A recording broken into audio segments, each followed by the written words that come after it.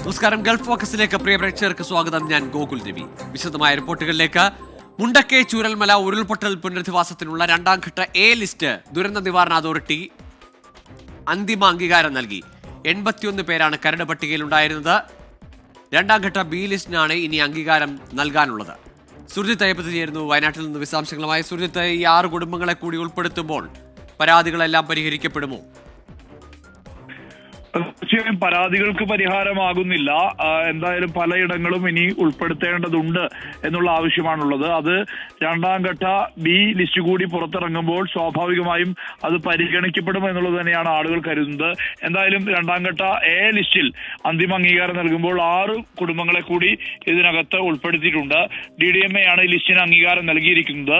No go zone പരിധിയിൽ ഉൾപ്പെട്ടതും നാശം സംഭവിച്ചിട്ടില്ലാത്തതുമായിട്ടുള്ള വീടുകൾ, ഒപ്പം തന്നെ വാടകയ്ക്ക് താമസിച്ചിരുന്ന ദുരന്തബാധിതർ, പാടികളിൽ താമസിച്ചിരുന്ന ദുരന്തബാധിതർ എന്നിവരെയാണ് ഈ ലിസ്റ്റിൽ പരിഗണിച്ചിട്ടുള്ളത്. വാർഡ് 10-ൽ 44 കുടുംബങ്ങളെ പരിഗണിച്ചു.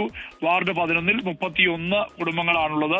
വാർഡ് 12-ൽ 12 കുടുംബങ്ങളെ കൂടി പരിഗണിച്ചു.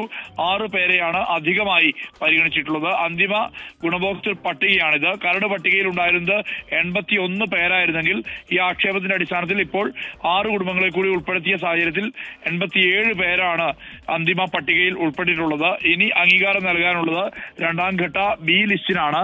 ആ ലിസ്റ്റ് ഉടൻ തന്നെ, വൈകാതെ തന്നെ ആക്ഷേപങ്ങൾ അടക്കം കേട്ടുകൊണ്ട് അത് പുറത്തിറങ്ങാനുള്ള സാധ്യത കാണുന്നു. പക്ഷേ അപ്പോഴും പടവട്ടിക്കുന്ന്, അട്ടമല, അതോടൊപ്പം മുണ്ടക്കൈ പാടി, റാട്ടപ്പാടി, വില്ലേജ് റോഡിലെ കാപ്പിക്കുന്ന് അടക്കമുള്ള പ്രദേശങ്ങളിൽ ഒറ്റപ്പെട്ട നിലയിൽ, അതായത് മഴ വരുമ്പോൾ സ്വാഭാവികമായും പ്രശ്നങ്ങൾ ഉണ്ടാകുന്ന സ്ഥലമാണിത്. ആശങ്കയോടുകൂടി ജീവിക്കേണ്ട സ്ഥലമാണിത്. അവരെല്ലാം തന്നെ ഈ ലിസ്റ്റിൽ ഉൾപ്പെടുത്തുമോ എന്നുള്ള കാര്യത്തിലാണ് ഇനി വ്യക്തത വരേണ്ടത്. എന്തായാലും അന്തിമ ലിസ്റ്റ് വരുമ്പോൾ സ്വാഭാവികമായും ആ കുടുംബങ്ങളെ കൂടി പരിഗണിക്കണമെന്നുള്ള ആവശ്യം പൊതുവെ വരുന്നുണ്ട്. ഇന്ന് നടന്ന സമരത്തിൽ പോലും ആ കാര്യമാണ് വരുന്നത്. എന്തായാലും ഈ ലിസ്റ്റ് ചില മാനദണ്ഡങ്ങളുടെ അടിസ്ഥാനത്തിൽ, അതായത് ജോൺമത്തായി കമ്മീഷൻ നിർദ്ദേശിച്ച ആ സ്ഥല അളവുമായി ബന്ധപ്പെട്ട അങ്ങനത്തെ ഒരു മാനദണ്ഡത്തിന്റെ അടിസ്ഥാനത്തിലാണ് ഈ ലിസ്റ്റ് തയ്യാറാക്കിയിട്ടുള്ളത്. കൂടുതൽ ഇതുമായി ബന്ധപ്പെട്ട പരാതികൾ ഉയർന്നാൽ സ്വാഭാവികമായും സർക്കാർ അത് പരിശോധിക്കുമെന്ന് ഇന്ന് റവന്യൂ മന്ത്രി കെ രാജനും അറിയിച്ചിരുന്നതാണ്. എന്തായാലും ബി ലിസ്റ്റ് കൂടി കാത്തിരിക്കുകയാണ് ദുരന്തബാധിതർ. ഗൂഗിൾ.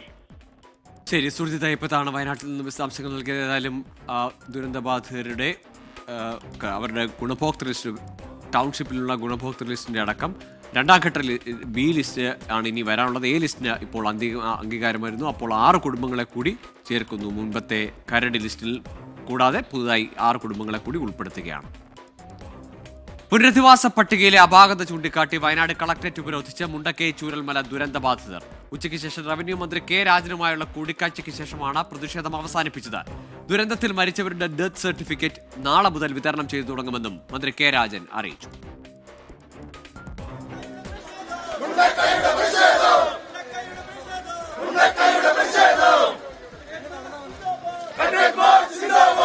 കൽപ്പറ്റ പഴയ ബസ് സ്റ്റാൻഡ് പരിസരത്ത് നിന്ന് പ്രകടനമായാണ് ദുരന്തബാധിതർ എത്തിയത്. തുടർന്ന് കളക്ടറേറ്റിന് മുന്നിൽ ഉപരോധം. റേഷൻ കാർഡും ആധാറും അടക്കമുള്ള രേഖകൾ സർക്കാരിന് തിരിച്ചേൽപ്പിക്കുന്നെന്ന് പ്രഖ്യാപനം. എന്റെ കുടുംബം മൊത്തം പോയി. എന്ന് മുതൽ ഞങ്ങള് 6-7 എണ്ണം ഞെങ്ങിഞ്ഞൊരു വീട്ടിലാ. സാറിനറിയോ? നിങ്ങളൊക്കെ ഉദ്യോഗസ്ഥന്മാരായിട്ടുണ്ടല്ലോ, നിങ്ങളൊക്കെ നല്ല വീട്ടിൽ താമസിക്കുന്നുണ്ടല്ലോ. പക്ഷെ ഞങ്ങളെ അവസ്ഥ ഒന്ന് ആലോചിച്ച് നോക്ക് സാറേ. കളക്ടറേറ്റിലെത്തിയ മന്ത്രി കെ രാജനുമായി ജനശബ്ദം ആക്ഷൻ കമ്മിറ്റി ഭാരവാഹികൾ നടത്തിയ ചർച്ച വിജയം കണ്ടതോടെ 2 മണിവരെ നീണ്ട പ്രതിഷേധം അവസാനിപ്പിച്ചു. ഞങ്ങൾക്ക് വേണ്ടി പിരിച്ചെടുത്ത പണത്തിൽ നിന്ന് പകുതി പണം ചെലവാക്കിയാലേ ഞങ്ങളുടെ പ്രദേശത്തുള്ള മുഴുവൻ ആളുകളെയും പുനരധിവസിപ്പിക്കാൻ പറ്റും. ഗുണഭോക്താക്കളുടെ സ്ഥലം അവരവരുടെ ഉടമസ്ഥയിൽ തന്നെ ഉണ്ടാകുമെന്ന് റവന്യൂ മന്ത്രി ഉറപ്പു നൽകി.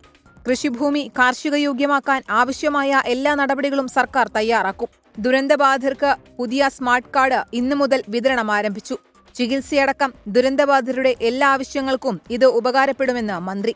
ഈ സ്മാർട്ട് കാർഡ് ഉപയോഗിച്ചുകൊണ്ട് ഹെൽത്ത് സംവിധാനം മാത്രമല്ല, എല്ലാ ഇതുമായി ബന്ധപ്പെട്ട ബെനിഫിഷ്യറിയും അവർക്ക് കിട്ടാവുന്ന വിധത്തിലുള്ള ഒരു പുതിയ ഡിജിറ്റൽ കാർഡാണ്. QR കോഡ് സ്കാൻ ചെയ്താൽ ഇതിലാരാണോ ഉള്ളത് അവരുടെ പൂർണ്ണമായ വിശദാംശങ്ങൾ അവർക്ക് ലഭ്യമാകും. അവലോകന യോഗത്തിൽ ജില്ലാ കളക്ടർ DR മേഘശ്രീ, ദുരന്ത നിവാരണ authority, KIIFB, Uralungal labour society ഉദ്യോഗസ്ഥർ തുടങ്ങിയവർ പങ്കെടുത്തു. 24 വയനാട്. ട്രെയിൻ റാഞ്ചലിന് പിന്നാലെ പാകിസ്ഥാനിൽ ചാവേർ ആക്രമണം.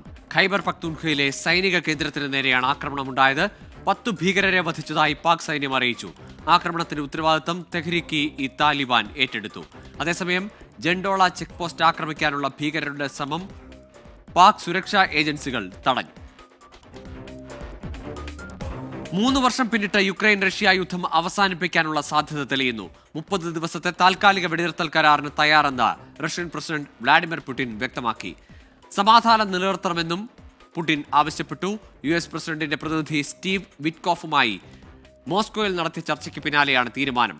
വെടിനിർത്തൽ അംഗീകരിച്ചില്ലെങ്കിൽ കടുത്ത പ്രത്യാഘാതം നേരിടേണ്ടി വരുമെന്ന് ട്രംപ് റഷ്യയ്ക്ക് മുന്നറിയിപ്പ് നൽകിയിരുന്നു. നേരത്തെ ജിദ്ദയിൽ US യുക്രൈൻ ഉദ്യോഗസ്ഥതല ചർച്ചയിൽ 30 ദിവസത്തെ വെടിനിർത്തൽ യുക്രൈൻ അംഗീകരിച്ചിരുന്നു. ഇന്ന് വിക്ഷേപിക്കാനിരുന്ന നാസയുടെ സ്പേസ് എക്സ് ക്രൂ ഡ്രാഗൺ 10 വിക്ഷേപണം ശനിയാഴ്ചയിലേക്ക് മാറ്റി. ഈ പേടകത്തിൽ ഈ മാസം 19-ന് സുനിത വില്യംസിനെയും ബുച്ച് വിൽമോറിനെയും മറ്റു 2 പേരെയും അന്താരാഷ്ട്ര ബഹിരാകാശ നിലയത്തിൽ നിന്ന് തിരിച്ചെത്തിക്കാനായിരുന്നു നാസയുടെ പദ്ധതി.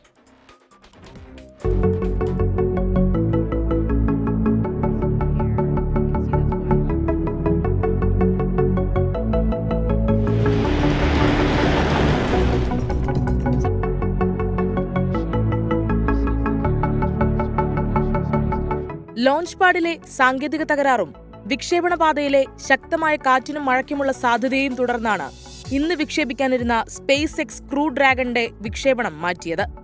ഇന്ത്യൻ സമയം ശനിയാഴ്ച രാവിലെ 4:33 വിക്ഷേപണം നടക്കുമെന്ന് നാസ അറിയിച്ചു. ഞായറാഴ്ച ഇന്ത്യൻ സമയം രാവിലെ 9 മണിക്കാണ് അന്താരാഷ്ട്ര ബഹിരാകാശ നിലയത്തിൽ ക്രൂ ഡ്രാഗൺ ഡോക്ക് ചെയ്യുക. കാലാവസ്ഥ അനുകൂലമെങ്കിൽ ഈ മാസം 19-ന് സുനിത വില്യംസിനെയും ബുച്ച വിൽമോറിനെയും നിക് ഹേഗ്, അലക്സാണ്ടർ ഗോർബുനോവ് എന്നീ ബഹിരാകാശ യാത്രികരെയും ഈ പേടകത്തിൽ തിരിച്ചെത്തിക്കുമെന്നും നാസ വ്യക്തമാക്കി. കഴിഞ്ഞ ജൂണിലാണ് 8 ദിവസത്തെ ദൌത്യത്തിനായി അന്താരാഷ്ട്ര ബഹിരാകാശ നിലയത്തിലേക്ക് ബോയിംഗ് സ്റ്റാർലൈൻ പേടകത്തിൽ സുനിത വില്യംസും ബുച്ച് വിൽമോറും തിരിച്ചത്. ബോയിംഗ് സ്റ്റാർലൈൻ പേടകത്തിന്റെ തകരാറിനെ തുടർന്ന് ഇരുവരുടെയും തിരിച്ചുള്ള യാത്ര വൈകുകയായിരുന്നു. നീണ്ട 9 മാസത്തിനു ശേഷമാണ് സുനിതയും വിൽമോറും ഭൂമിയിലേക്ക് മടങ്ങിയെത്തുന്നത്. Research desk 24.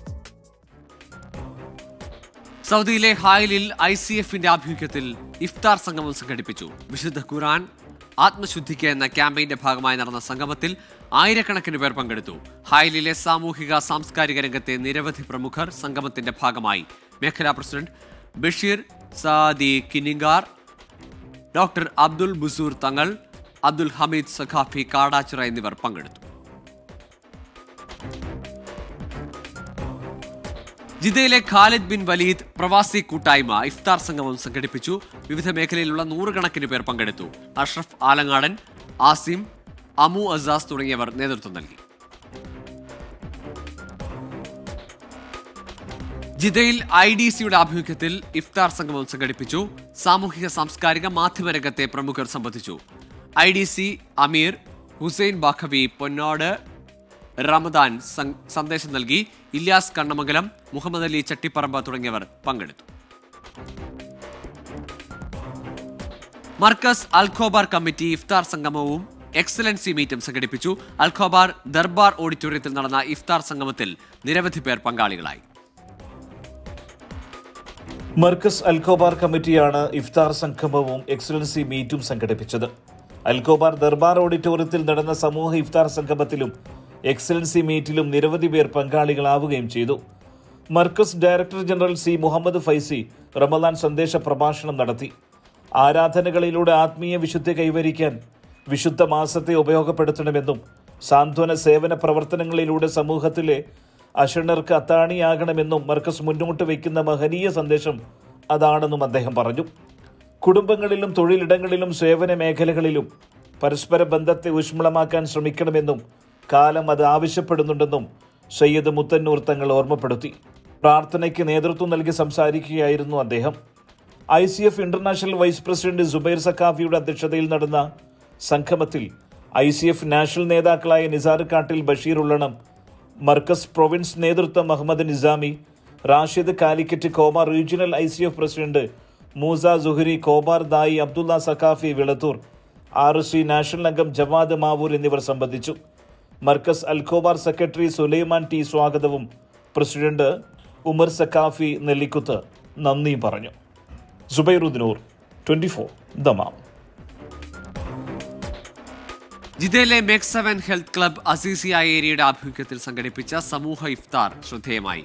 മസ്ജിദ് ഫിർദൌസ് ഇമാം അബ്ദുള്ള യൂസഫ് അൽ ഹാഷിമി ഉദ്ഘാടനം ചെയ്തു. മേക് 7 സൗദി പ്രൊമോട്ടർ സലാഹ് കാരാടൻ അധ്യക്ഷനായിരുന്നു. Aziziya promoter Sadiq Pandikkad Ramadan സന്ദേശം നൽകി. Indian Overseas Congress Mecca central committee grand ഇഫ്താർ സംഘടിപ്പിച്ചു. ആയിരക്കണക്കിന് പ്രവാസികൾ സംഗമത്തിൽ പങ്കെടുത്തു. കോൺഗ്രസ് പ്രവർത്തക സമിതി അംഗം ഡോക്ടർ സയ്യിദ് നസീർ ഹുസൈൻ MP മുഖ്യാതിഥിയായി. Karnataka Pradesh Congress committee general secretary Inayat Ali, Saudi പൗരപ്രമുഖർ തുടങ്ങിയവർ പങ്കെടുത്തു. സംസ്ഥാനത്ത് ചൂട് കനക്കുന്നു. അൾട്രാവയലറ്റ് സൂചിക അപകടകരമായ നിലയിലെത്തി. പാലക്കാട്, മലപ്പുറം ജില്ലകളിൽ റെഡ് അലർട്ട് പ്രഖ്യാപിച്ചു. കൊല്ലത്തൊരാൾക്ക് സൂര്യാതപമേറ്റു. സംസ്ഥാനത്ത് കൊടും ചൂട് തുടരുകയാണ്. അൾട്രാവയലറ്റ് വികിരണം ഉയർന്ന തോതിൽ രേഖപ്പെടുത്തിയതിനെ തുടർന്ന് പാലക്കാടും മലപ്പുറത്തും സംസ്ഥാന ദുരന്ത നിവാരണ അതോറിറ്റി റെഡ് അലർട്ട് പ്രഖ്യാപിച്ചു. രണ്ടിടത്തും അൾട്രാവയലറ്റ് സൂചിക 11 രേഖപ്പെടുത്തി. തുടർച്ചയായി കൂടുതൽ സമയം അൾട്രാവയലറ്റ് രശ്മികൾ ഏൽക്കുന്നത് സൂര്യാതപത്തിനും മറ്റ് ആരോഗ്യ പ്രശ്നങ്ങൾക്കും കാരണമായേക്കാം. ജനങ്ങൾ സുരക്ഷാ മുൻകരുതലുകൾ സ്വീകരിക്കണമെന്നാണ് മുന്നറിയിപ്പ്. പകൽ 10 മുതൽ വൈകിട്ട് 3 വരെയാണ് ഉയർന്ന അൾട്രാവയലറ്റ് സൂചിക രേഖപ്പെടുത്തുന്നത്. സംസ്ഥാനത്ത് ഒറ്റപ്പെട്ട ഇടങ്ങളിൽ വേനൽ മഴ ലഭിച്ചെങ്കിലും ചൂടിന് ശമനമായിട്ടില്ല. കൊല്ലം മുണ്ടക്കലിൽ കൊച്ചുണ്ണി എന്നയാൾക്ക് സൂര്യാതപമേറ്റു. ഇന്നലെ പാപനാശം കടപ്പുറത്ത് വെച്ചാണ് സൂര്യാതപമേറ്റത്. ശാരീരിക അസ്വസ്ഥതകളെ തുടർന്ന് കൊച്ചുണ്ണി ജില്ലാ ആശുപത്രിയിൽ ചികിത്സ തേടുകയായിരുന്നു. 24 തിരുവനന്തപുരം. തമിഴ്നാട്ടിലെ ഭാഷാ പോര് പുതിയ രൂപത്തിലേക്ക്. സംസ്ഥാന ബജറ്റിന്റെ ലോഗോയിൽ രൂപയുടെ ചിഹ്നത്തിന് പകരം തമിഴ്നാട് സർക്കാർ തമിഴ് അക്ഷരമായ രു ചേർത്തു. ബജറ്റിന് മുന്നോടിയായി മുഖ്യമന്ത്രി MK സ്റ്റാലിൻ എക്സിൽ പങ്കുവച്ച വീഡിയോയിലാണ് ഈ മാറ്റം.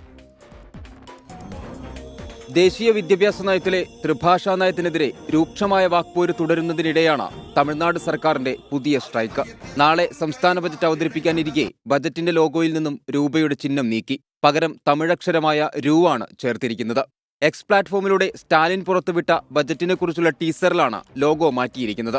ഇതിനു മുൻപുണ്ടായിരുന്ന 2 ബജറ്റുകളിലും രൂപയുടെ ചിഹ്നമാണ് വെച്ചിരുന്നത്.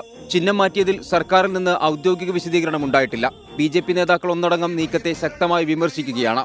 തമിഴ്നാട്ടുകാരാണ് രൂപയുടെ ചിഹ്നമുണ്ടാക്കിയതെന്നും ഈ ചിഹ്നം ഒഴിവാക്കുന്നത് രാജ്യത്തെ നിന്ദിക്കലാണെന്നും നേതാക്കൾ കുറ്റപ്പെടുത്തുന്നു. 24 ചെന്നൈ. യാക്കോബായ സഭ കാതോലിക്ക വാഴിക്കൽ ചടങ്ങിന് ലെബനനിലേക്ക് ഔദ്യോഗിക പ്രതിനിധികളെ അയക്കാനുള്ള സംസ്ഥാന സർക്കാർ തീരുമാനത്തിനെതിരെ ഓർത്തഡോക്സ് സഭ. സർക്കാർ ചെലവിൽ യാത്ര നടത്തുന്നതിനെതിരെ കോടതിയെ സമീപിക്കാനാണ് ഓർത്തഡോക്സ് സഭയുടെ തീരുമാനം. യാക്കോബായ സഭ ബിഷപ്പ് ജോസഫ് മാർ ഗ്രിഗോറിയസിന്റെ സ്ഥാനാരോഹണ ചടങ്ങിൽ പങ്കെടുക്കാൻ വ്യവസായ മന്ത്രി P രാജീവിന്റെ നേതൃത്വത്തിലുള്ള പ്രതിനിധി സംഘമാണ് ലെബനിലേക്ക് പോകുന്നത്. യാക്കോബായ സഭയുടെ ക്ഷണപ്രകാരമാണ് യാത്ര.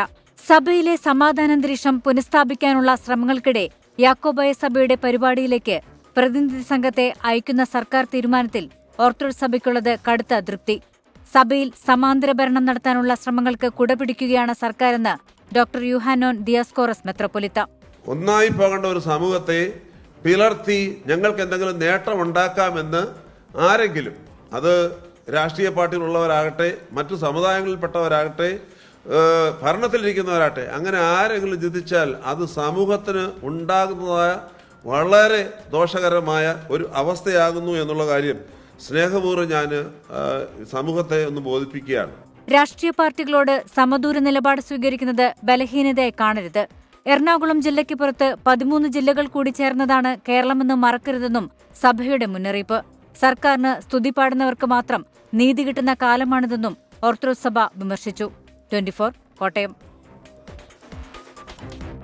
യാക്കോബായ സഭ ബിഷപ്പ് ജോസഫ് മാർ ഗ്രിഗോറിയോസിന്റെ സ്ഥാനാരോഹണ ചടങ്ങിൽ പങ്കെടുക്കാനുള്ള പ്രതിനിധി സംഘത്തിന്റെ യാത്രയെ വിമർശിച്ച ഓർത്തഡോക്സ് സഭയ്ക്ക് മറുപടിയുമായി മന്ത്രി P രാജീവ്.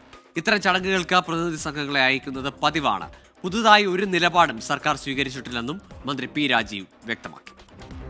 നേരത്തെയും സർക്കാർ ഇതുപോലെയുള്ള ഡെലിഗേഷൻ പോയിട്ടുണ്ട്. 2014 യാക്കോബായ സഭയുടെ തന്നെ അമ്മത്തെ പാത്തിയ ബാവയുടെ അദ്ദേഹം കാലം ചെയ്തപ്പോൾ അന്നത്തെ UDF ഗവൺമെൻറ് സമയത്ത് തന്നെ എറണാകുളത്തു നിന്നുള്ള മന്ത്രി അനൂപ് ജേക്കബിൻ്റെ നേതൃത്വത്തിൽ ഒരു ഡെലിഗേഷൻ പോയിരുന്നു.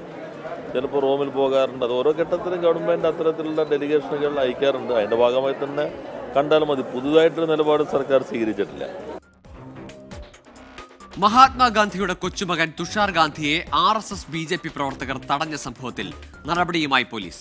കണ്ടാലറിയാവുന്ന 5 RSS BJP പ്രവർത്തകർക്കെതിരെ പോലീസ് പ്രവർത്തകരെ പോലീസ് അറസ്റ്റ് ചെയ്തു. തുഷാർ ഗാന്ധിയെ തടഞ്ഞതിനെതിരെ മുഖ്യമന്ത്രി പിണറായി വിജയനും പ്രതിപക്ഷ നേതാവ് VD സതീശനും രംഗത്തെത്തി. നെയ്യാറ്റിൻകരയിൽ ഗാന്ധിയൻ P. ഗോപിനാഥൻ നായരുടെ പ്രതിമ അനാച്ഛാദനത്തിനെത്തിയ തുഷാർ ഗാന്ധിയെ RSS BJP പ്രവർത്തകർ തടഞ്ഞിരുന്നു. സംഘപരിവാർ രാജ്യത്തിന്റെ ആത്മാവിൽ വിഷം കലർത്തിയെന്ന തുഷാർ ഗാന്ധിയുടെ പ്രസംഗത്തിനെതിരെയായിരുന്നു പ്രതിഷേധം. സംഭവത്തിൽ നടപടി ആവശ്യപ്പെട്ട് പ്രതിപക്ഷം രംഗത്തെത്തിയതിന് പിന്നാലെയാണ് പോലീസ് കേസെടുത്തത്. കണ്ടാലറിയാവുന്ന 5 പേരെ നെയ്യാറ്റിൻകര പോലീസ് അറസ്റ്റ് ചെയ്തു. വാർഡ് കൗൺസിലർ കൂട്ടപ്പന മഹേഷ്, ഹരികുമാർ, കൃഷ്ണകുമാർ, സൂരജ, അനൂപ് എന്നിവരെയാണ് അറസ്റ്റ് ചെയ്ത് ജാമ്യത്തിൽ വിട്ടത്. ഇത്തരം പ്രവണതകൾക്കെതിരെ നിയമപരവും ജനാധിപത്യപരവുമായ നടപടിയുണ്ടാകുമെന്ന് മുഖ്യമന്ത്രി പിണറായി വിജയൻ. കേരളത്തിലെത്തുന്ന ദേശീയ അന്തർദേശീയ വ്യക്തിത്വങ്ങളുടെ വഴി തടയുന്നത് അനുവദിക്കില്ലെന്നും മുഖ്യമന്ത്രി വ്യക്തമാക്കി. മഹാത്മാഗാന്ധിയുടെ പൈതൃകത്തെ BJPയും RSSും അപമാനിച്ചെന്ന് പ്രതിപക്ഷ നേതാവ് VD സതീശൻ. ഇത് ഏറ്റവും നിന്ദ്യമായ, ഏറ്റവും ക്രൂരമായ ഒരു നടപടിയാണ്. ഗാന്ധിയെ അപമാനിക്കുന്നതിന് തുല്യമാണ്. നിലപാടിൽ ഉറച്ചു നിൽക്കുകയാണ് തുഷാർ ഗാന്ധി. പ്രതിഷേധങ്ങളെ ഭയക്കുന്നില്ലെന്ന് മഹാത്മാഗാന്ധിയുടെ കൊച്ചുമകൻ. I don't feel scared by their organizational abilities. Tushar ഗാന്ധിയെ തടഞ്ഞ നടപടിക്കെതിരെ DYFI രംഗത്തെത്തി. എന്നാൽ ഗാന്ധിയുടെ പേരുള്ള എല്ലാവരെയും മഹാത്മാക്കളായി കാണാൻ കഴിയില്ലെന്നാണ് BJP നേതാക്കളുടെ നിലപാട്. 24 കോട്ടയം.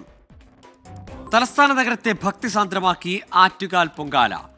ലക്ഷക്കണക്കിന് ഭക്തരാണ് ആറ്റുകാൽ അമ്മയ്ക്ക് പൊങ്കാല അർപ്പിച്ചത്. പൊങ്കാല നിവേദ്യത്തിന് ശേഷം മടങ്ങിയ ഭക്തർക്ക് റെയിൽവേയും KSRTCയും വിപുലമായ യാത്രാ സൗകര്യമൊരുക്കിയിരുന്നു. 4000-ഓളം പേരുള്ള സംഘം മണിക്കൂറുകൾക്കുള്ളിൽ നഗര ശുചീകരണം പൂർത്തിയാക്കി. പൊങ്കാലയുടെ പുണ്യം തേടി സർവ്വതും ആറ്റുകാലമ്മയ്ക്ക് സമർപ്പിച്ച പകൽ നേരം. ദുഃഖങ്ങളെ കനലരിയിച്ച് മധുരം നിവേദിച്ച പൊങ്കാലയുമായി ഭക്തലക്ഷങ്ങൾ മടങ്ങി.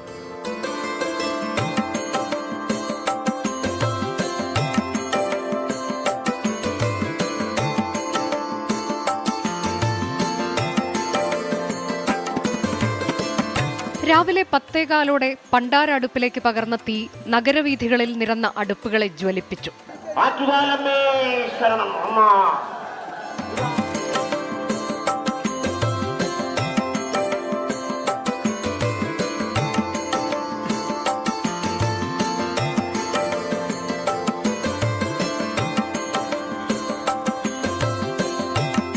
ആറ്റുകാൽ ദേവിയുടെ ശരണമന്ത്രങ്ങൾ അനന്തപുരിയെ യാഗശാലയാക്കി. പൊങ്കാലക്കലങ്ങളിൽ അനുഗ്രഹം നിറഞ്ഞെത്തു.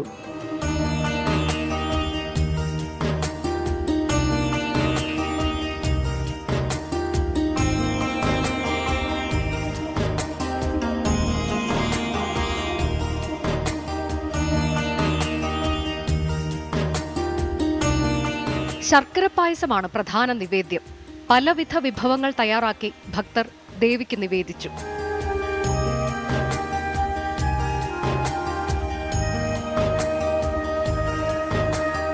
പൊങ്കാല നിവേദ്യത്തിനു പിന്നാലെ ഭക്തർ മടങ്ങി.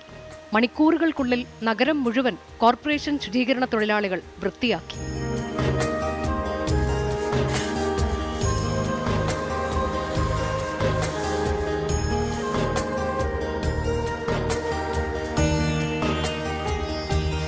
മനം നിറഞ്ഞാണ് ഭക്തരുടെ മടക്കം. ഇനി അടുത്ത പൊങ്കാലയ്ക്കായുള്ള കാത്തിരിപ്പ്.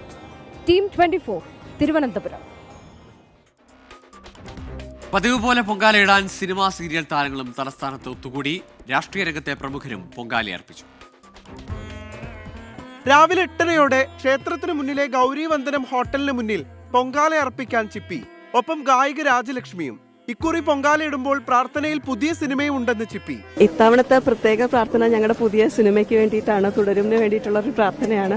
അപ്പം എല്ലാം നന്നായിട്ട് വരാനുള്ള പ്രാർത്ഥനയോടെ ഇപ്രാവശ്യം ആറ്റുകാൽ പൊങ്കാലയ്ക്ക് വന്നിരിക്കുകയാണ്. സീമാജി നായർ, വീണ തുടങ്ങി മിനി സ്ക്രീനിലെ മിന്നും താരങ്ങളെല്ലാം പൊരിവെയിലിൽ ആറ്റുകാൽ പൊങ്കാലയുടെ ഭാഗമായി.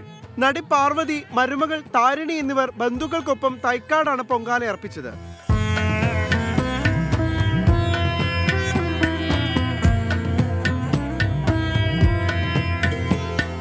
സുരേഷ് ഗോപിയും ഭാര്യ രാധികയും ശാസ്തമംഗലത്തെ വീട്ടിലും ആനിയും ഷാജി കൈലാസും കുറവൻകോണത്തെ വീട്ടിലും പൊങ്കാലയിട്ടു.